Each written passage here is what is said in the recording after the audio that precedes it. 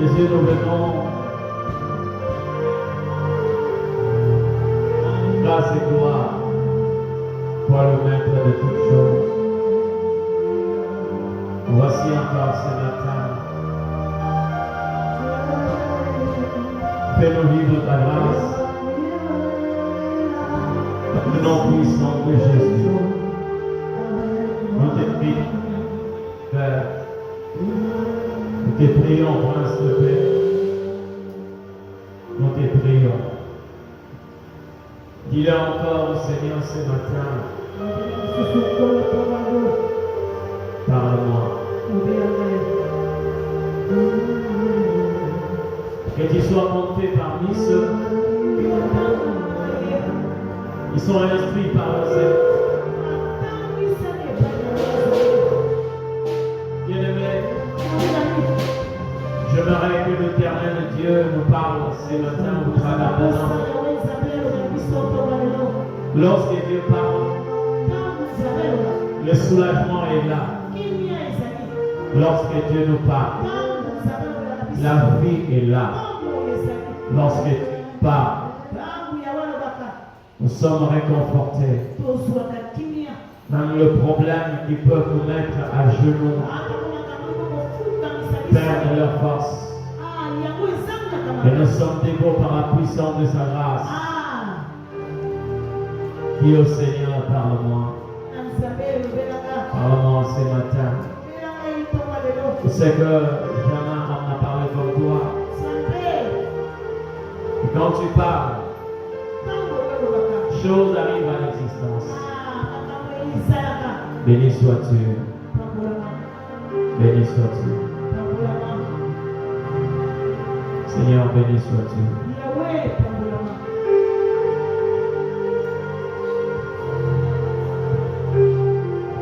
Je me suis rendu compte de quelque chose. Quelquefois que nous nous approchons de Dieu, c'est en fait nous qui déterminons la vitesse. Mais or, c'est Dieu qui détermine la vitesse que nous devons normalement manifester vis-à-vis de lui. Lorsque vous regardez l'histoire d'un enfant prodigue, vous vous rendez compte que pendant que l'enfant est en train de marcher, le père est en train de courir. Est-ce que quelqu'un peut dire au Seigneur, apprends-moi à atteindre la vitesse que tu veux que j'atteigne ce matin? Lorsque moi je ne suis pas conscient de la honte que je suis en train de suivre, mais toi tu hâtes les pas pour écouter le temps de la honte. Si pour moi ça pouvait prendre 3 heures du temps, tu es capable de me donner ça à 15 minutes. C'est toi qui as la capacité d'agir ainsi. Oh, parle au Seigneur ce matin. Il faut être fier quand il faut parler à Dieu. Il est notre Père. Il est notre Père. Et il nous comprend. Même avec nos expressions les plus faciles. Merci Jésus. Parle au Seigneur.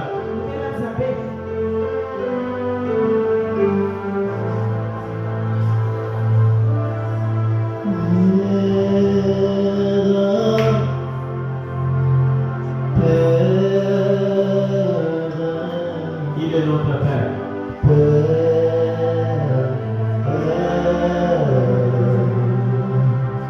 Il nous a fait porter sa nature.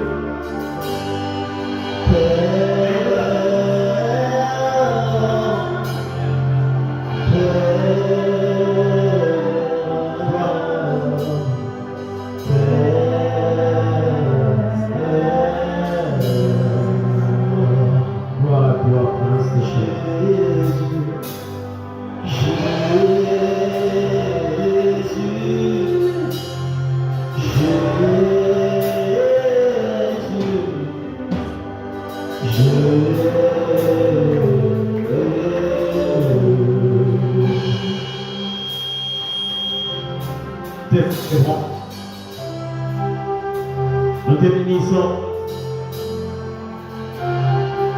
Nous te rendons de multiples actions de grâce. Toi qui mérites la gloire. Toi qui mérites l'adoration. Toi qui mérites et toi qui mérites. Encore une fois de plus ce matin, nous voici devant toi. Voici devant toi, Seigneur.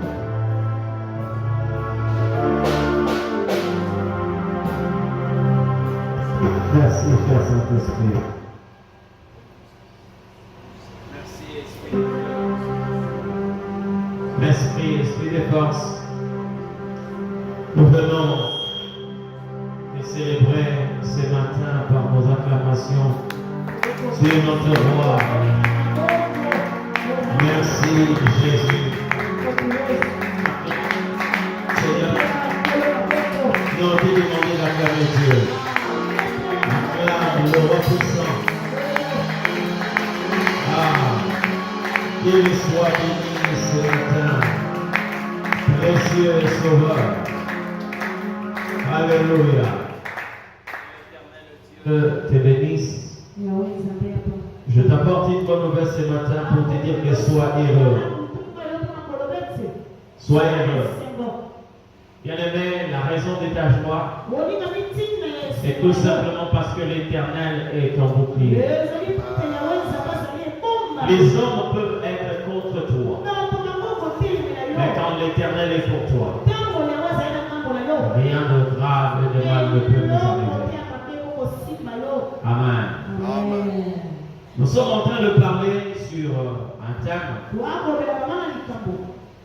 très important qui constitue réellement la raison de notre vocation et qui détermine ce que nous devons vivre dans la marche chrétienne, pas selon nous, mais selon la pensée de Dieu. L'œuvre de l'Esprit dans l'homme, comme vu par le prophète Ésaïe. Ça, c'est le sous-terme que nous sommes en train d'exploiter dans ces grands thèmes. Comme vu par le prophète Ésaïe. Ici, il s'agit de Jésus. Je l'ai dit, et je risque encore de le répéter. Le Seigneur n'est pas venu faire le tourisme sur la terre. Jésus n'a pas quitté le trône. L'histoire de son dépouillement, ce n'était pas pour venir visiter la terre, mais il est venu accomplir un œuvre, une œuvre ou encore une mission. C'est à notre égard. Mais ce que nous devons retenir, c'est que l'œuvre que Jésus a accomplie, nous ne devons pas seulement la lire, mais l'objectif est de vivre cette œuvre. Donc tout celui qui vit en dehors de bénéfices, agit comme dans un niveau quelque chose de plus précis, ce qu'on a mis pour lui, quelque chose qu'on a réservé pour son. Amen. Ésaïe chapitre 61.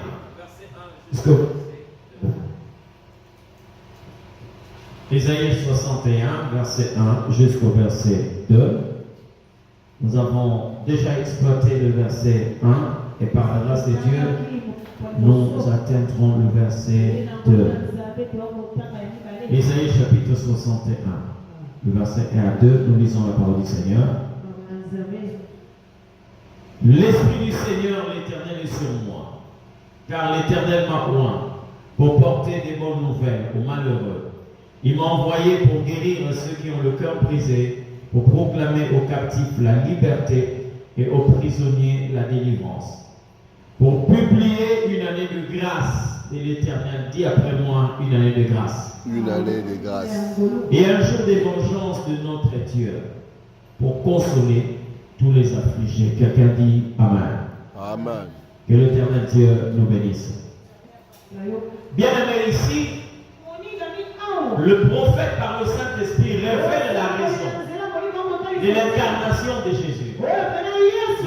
manifestation de Dieu dans un corps humain. C'est bien d'avoir quelquefois des crucifixes qui nous révèlent l'œuvre de Jésus. C'est bien quelquefois de le déclarer. Mais il est mieux de vivre ça. Vous comprenez ce que je dis? Il est mieux de vivre ça. Alors le prophète est en train de révéler ici, par le Saint-Esprit, pourquoi est-ce que le Christ est manifesté aux hommes. Il est loin. Je l'ai déjà expliqué, il est rendu Christ. Pour premièrement porter des bonnes nouvelles aux pauvres.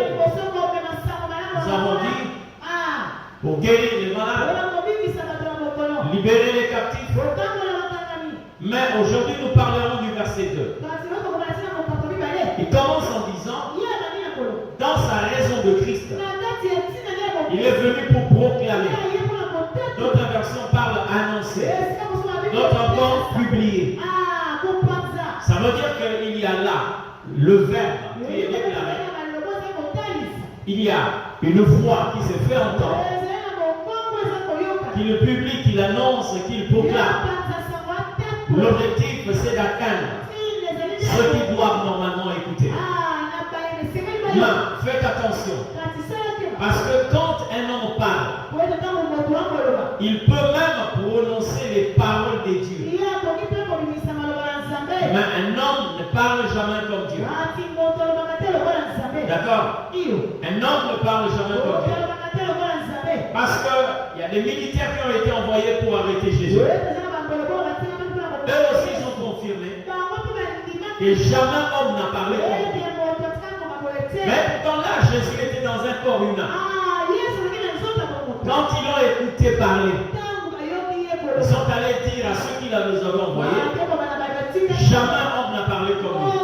C'est-à-dire qu'il confirme que celui-là c'est Dieu. Parce que sa manière de parler n'est pas la manière de parler des hommes. Écoute-moi bien. Quand l'homme parle, c'est pour que tu entends. Mais quand Dieu parle, c'est pour que tu vois. Comprenez ce que je dis? Dieu ne parle pas comme les hommes. C'est comme ça que les gens qui ont lu la Bible, sans pour autant connaître le véritable motif, et c'est que Habakkuk est en train de dire, j'étais à mon poste, je veillais. Au lieu de conjuguer le verbe entendre, mais il dit je veillais pour voir ce que l'Éternel me dira. Or normalement il devait dire je veillais pour entendre ce que me dira.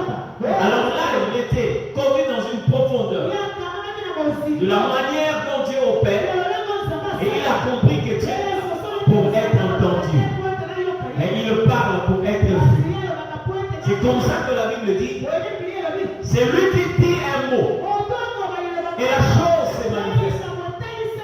Et la plus grande école pour saisir ces choses reste la création de l'humanité.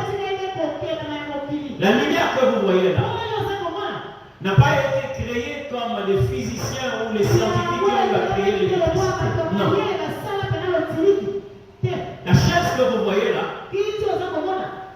n'a pas été créée ou fabriquée comme Dieu. Le problème, c'est que la chaise que vous avez là, c'est l'œuvre de la main d'un artisan, d'un technicien. Mais nous, tels que nous sommes là, nous ne sommes pas l'œuvre. Ou l'humanité que vous voyez là n'est pas seulement l'œuvre de la main de Dieu. Dans toute l'humanité, il n'y a qu'une seule chose qui est l'œuvre de la main de Dieu. Vous comprenez ce que je dis? Une seule chose. Et je vais t'en parler. Tout ce que vous voyez, c'est l'œuvre de la parole de Dieu. Que la lumière soit et la lumière fut. Regardez la dimension de la puissance de Dieu. Il suffit seulement de parler. Et ce qu'il dit, prend forme. Amen. Et même tous les contours que nous voyons sont seulement de par sa parole. Quelle puissance créatrice. Mais lorsque je regarde toute la créature,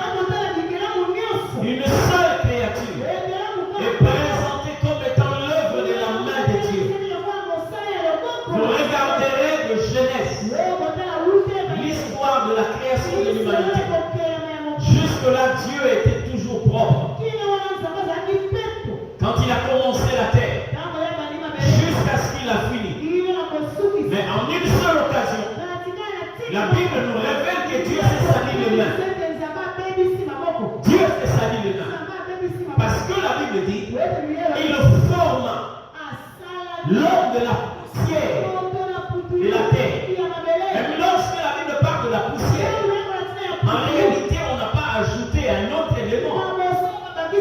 Parce que si vous prenez la poussière, vous ne pouvez jamais concevoir quelque chose qui est uniforme. Avec la poussière, vous pouvez dessiner.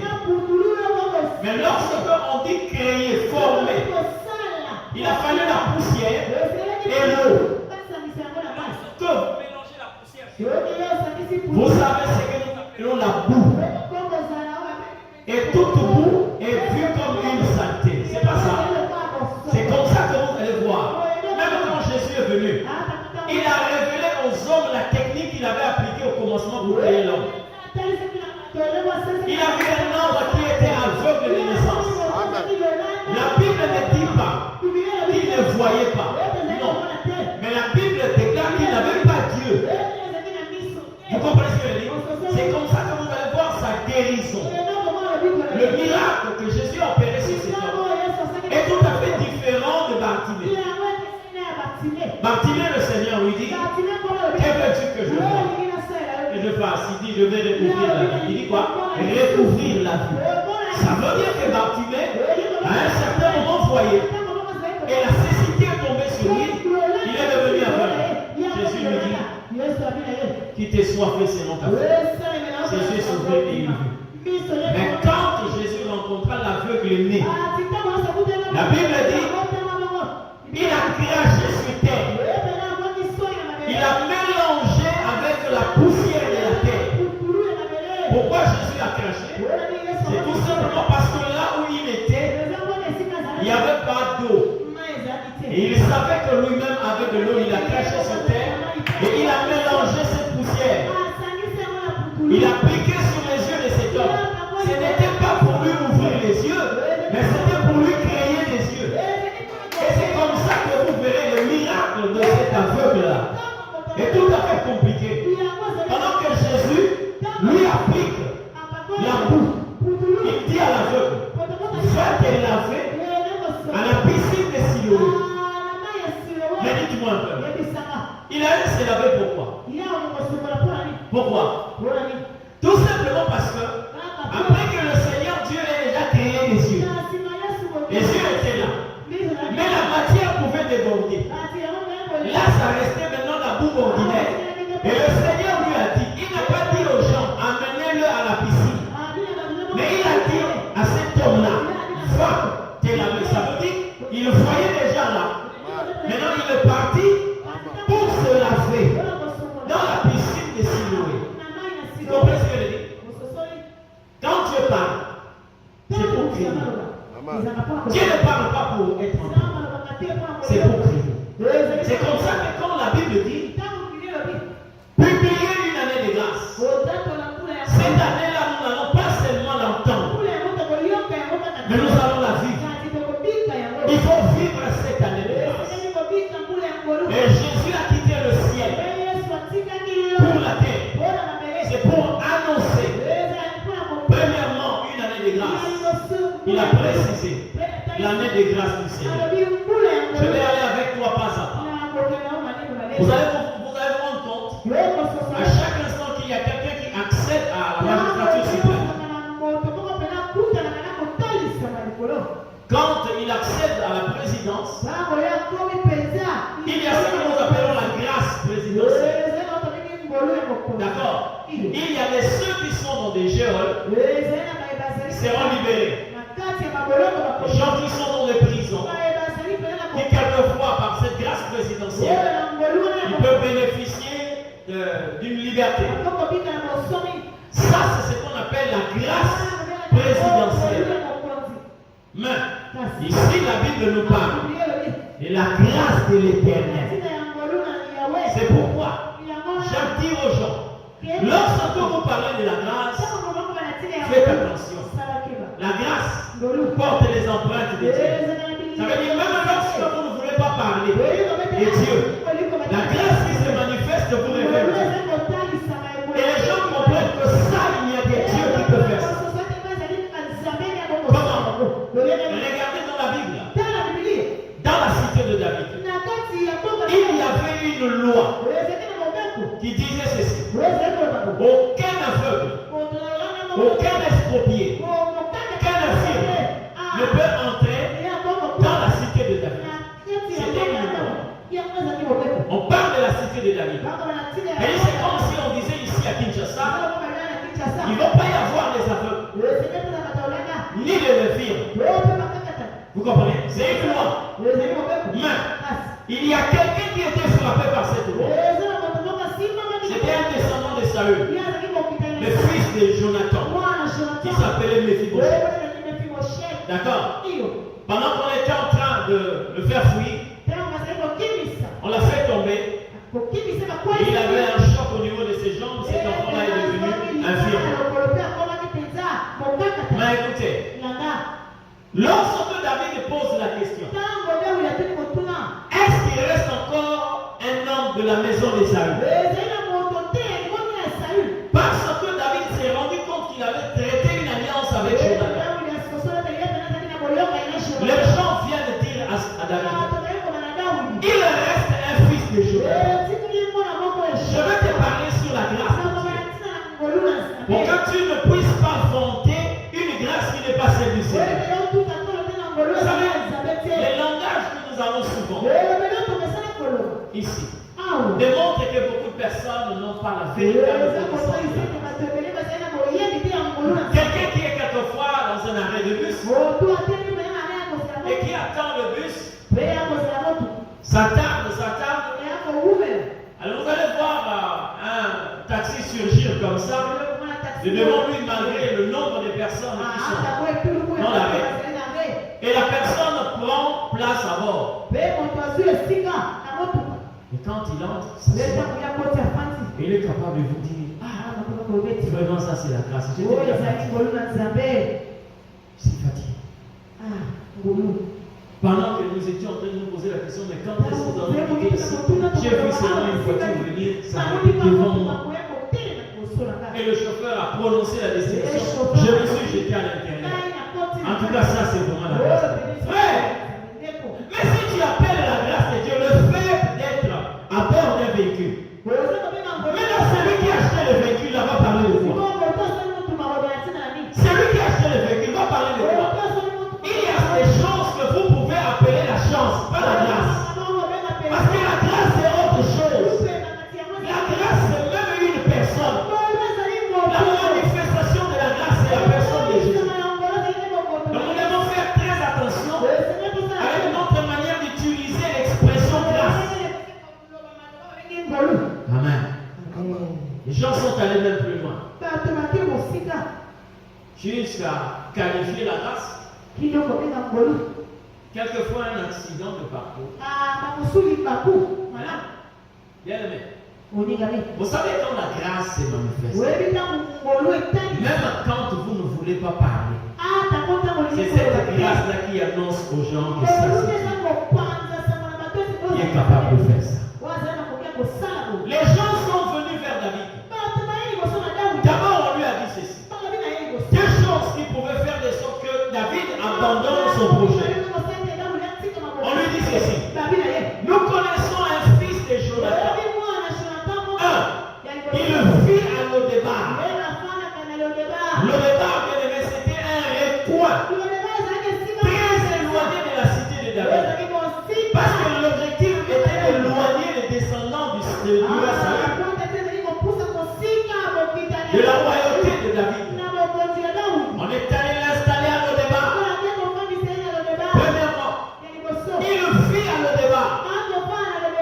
David les écoutait. Deuxièmement, il a perdu de gens. Là, cette condition touchait maintenant la loi qui interdisait aux gens. Donc David pouvait faire venir à cet enfant, lui envoyer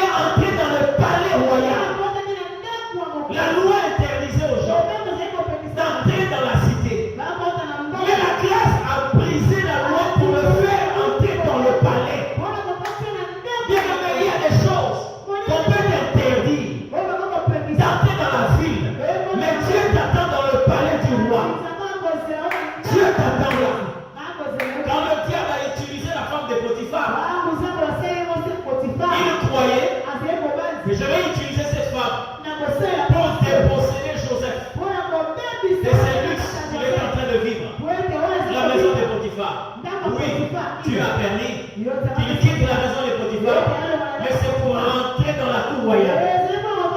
Il y a des choses, lorsqu'on te combat, fais très attention. Quelqu'un a dit ceci. Dans la vie, quelquefois tu attends la guérison, quand Dieu est en train d'attendre ta résurrection. C'est-à-dire qu'on va se rendre compte qu'entre la guérison et la résurrection, ce qui va produire beaucoup de bruit, c'est la résurrection. Mais toi tu attendais la guérison. Quand Dieu opère, il sait ce qu'il fait. Amen. Lorsque la Bible parle de la grâce de Dieu, maintenant quand vous avez les yeux fermés, vous sentez que ça ce n'est que Dieu qui peut faire ça. Mais maintenant que vous avez la bouche cousue, vous comprenez qu'il n'y a que Dieu qui peut opérer de telles choses. Mais le Seigneur a quitté le ciel pour la terre. C'est pour nous manifester la grâce. Pas n'importe quelle grâce, mais on ajoute la grâce de l'Éternel. C'est comme aujourd'hui, lorsque les gens parlent de la bénédiction, la personne a mieux connaître la bénédiction, c'est Dieu. Mais pourquoi est-ce que le Seigneur ne s'est pas limité à 10 ans? Seule la bénédiction enrichit. Qu'est-ce qu'il a ajouté de plus spécial? Seule la bénédiction de l'Éternel. Parce qu'un homme aussi peut te bénir. Mais Dieu, quand il bénit, c'est tout le monde qui comprend. Mais ça, il n'y a que Dieu qui peut faire ça. Et j'aime Dieu quand il bénit. C'est entre toi et lui. Et quand un homme te bénit, il est possible que tu ailles entendre ça ailleurs. Vous comprenez ce que je dis? Mais quand lui-même l'Éternel bénit, il garde ça entre toi et lui. La Bible dit, il est venu pour publier une année de grâce de l'Éternel. Bien aimé, j'ai vu des personnes. Lorsqu'on parle de l'année de grâce, est-ce qu'il s'agit d'un simple temps? Est-ce que c'est seulement un timing? Est-ce que c'est une simple période? C'est-à-dire nous ne comptons pas les années de la même manière que Dieu. Est-ce que quand l'Éternel dit une année de grâce, est-ce que nous pouvons considérer l'année 2024 comme une année de grâce? Est-ce que nous pouvons considérer l'année 2023 comme une année de grâce pour certains qui ont vécu de bonnes choses? Certains projettent même l'année 2025 comme une année de grâce. Est-ce que l'Éternel parle de la sorte? Non. Alors non. Il a dit, votre manière de considérer les choses n'est pas la mienne. Les pensées ne sont pas vos pensées. Et vos voix ne sont pas vos voix. La manière même dont Dieu compte le jour, ce n'est pas de cette manière que nous comptons le jour. La Bible dit ceci. 1000 ans devant Dieu, c'est comme un jour. Et lorsque Jésus parle de l'année de la grâce, ou l'année de grâce du Seigneur, ça signifie quoi? C'est une période qui est inaugurée dans la vie d'une personne par la puissance de Dieu et qui peut prendre au-delà d'une vie. C'est ce qu'on appelle l'année de grâce. Ne comptez pas 2024 ou 2023. J'ai vu dans certains programmes que nous avons l'habitude de le faire. Chaque année, Dieu peut donner un thème à un conducteur, à un visionnaire. C'est l'année de prospérité, l'année de faveur. Mais j'ai vu aussi l'année de grâce. Mais bien aimé, que ça soit seulement une pensée, mais qui ne réjouit pas la manière dont tu as parlé ici. Parce que quand il dit l'année de grâce, c'est une autre période qui commence dans la vie du personne. Ça peut prendre toute une vie. Et je vous dis, l'année de grâce peut même aller au-delà de la mort de quelqu'un. Je veux vous le prouver. Dans la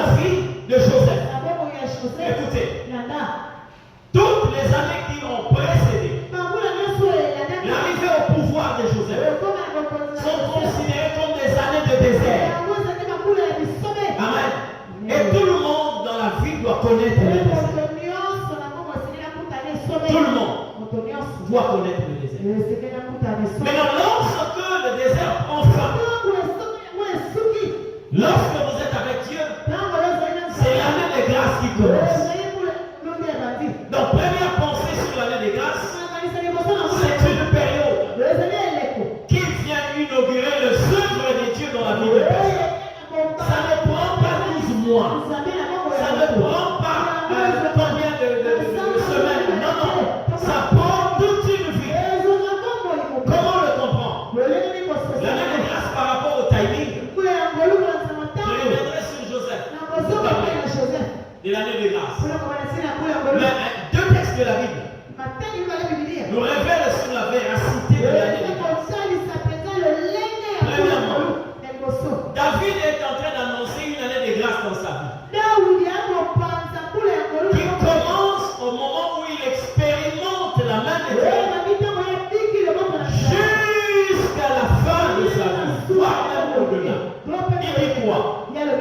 En face de l'adversité, il avait pour adversaire un roi qui avait toute une armée et qui avait tout le peuple derrière lui. Il dit ceci: moi je ne mourrai point, je vivrai et je déclarerai les œuvres de l'Éternel. Il veut dire quoi? Il dit ceci, c'est-à-dire la mort, ce n'est plus pour moi. Donc à partir de maintenant, toutes les menaces qui viennent vers moi, je vous mets de côté. Et la vie que j'ai maintenant, c'est jusqu'à la fin où je ne déclarerai que les œuvres de l'Éternel Dieu. Et c'est comme ça que vous allez voir, dans les années de grâce, dans l'année de grâce, l'homme devient un panneau publicitaire des œuvres de l'Éternel. Lorsqu'on se regarde, on voit que c'est que Dieu peut faire. La vie ne sera plus partagée entre les œuvres du diable et les œuvres de l'Éternel. Dans l'année de grâce, ce n'est pas un combat de boxe où vous vous échangez des coups de poing. Non, non. L'année de grâce, c'est seulement un seul mouvement. C'est-à-dire, ça va à gauche et vers la droite. Ça va à gauche vers la droite. Jamais le contraire. C'est comme ça que David déclare: moi, je ne mourrai point. Je déclarerai, je vivrai, mais je déclarerai les œuvres de l'Éternel. Donc, la vie que j'ai, à partir de maintenant, quand je me lève, je déclare les œuvres de l'Éternel. Quand je me promène, je déclare les œuvres de l'Éternel. Même quand je dors, je déclare les œuvres de l'Éternel. Je vais t'éprouver cela par un autre verset de la Bible. Proverbe dit: seule la bénédiction de l'Éternel enrichit. Mais la question qui nous intéresse, c'est ce que la Bible dit après. Elle ne se fait suivre d'aucun chagrin. La bien-aimée, ne craignez pas une chute lorsque le Seigneur vous a fait déjà monter. Dans l'année de grâce, quand vous montez, c'est pour toujours. Et lorsque les gens vous regardent, ne pensez pas que la personne va encore chuter. L'année de grâce, c'est comme l'ascension de Jésus. Il n'est pas monté pour descendre comme un avion, mais il est monté pour disparaître aux yeux de ceux qui l'attendaient. Donc lorsque Dieu te fait monter dans l'année de grâce, tu montes jusqu'à ce que tu ne descendras plus jamais. C'est comme ça qu'il faut comprendre l'année de grâce. C'est un timing qui peut prendre la vie d'une personne même au-delà. Je t'ai promis de te parler de Joseph concernant l'année de grâce. Ça a commencé comment? Écoutez, je vais te signifier seulement. Vous savez, plusieurs personnes, aujourd'hui dans la conception de choses que nous avons, plusieurs personnes passent ici pour témoigner lorsqu'il s'agit de la matérialisation d'une promesse. Je me suis marié, Dieu m'a ouvert les portes, Voilà, il a dit ceci et j'ai vu cela s'accomplir. Donc nous avons comme l'impression que la personne entre dans la phase de l'accomplissement de ses promesses. Laissez-moi vous faire entendre une chose. La gloire ne commence pas lorsque vous commencez à monter. Les gens qui connaissent le mode opératoire divin, la manière dont Dieu fonctionne, la gloire commence lorsque vous commencez à descendre. Vous comprenez ce que je dis? Et regardez, la Bible dit ceci, est-ce que la nature ne vous observe pas? Comment est-ce que vous pouvez comprendre une nouvelle saison des membres? Ça commence comment? Vous croyez que la saison des membres commence lorsque vous voyez les membres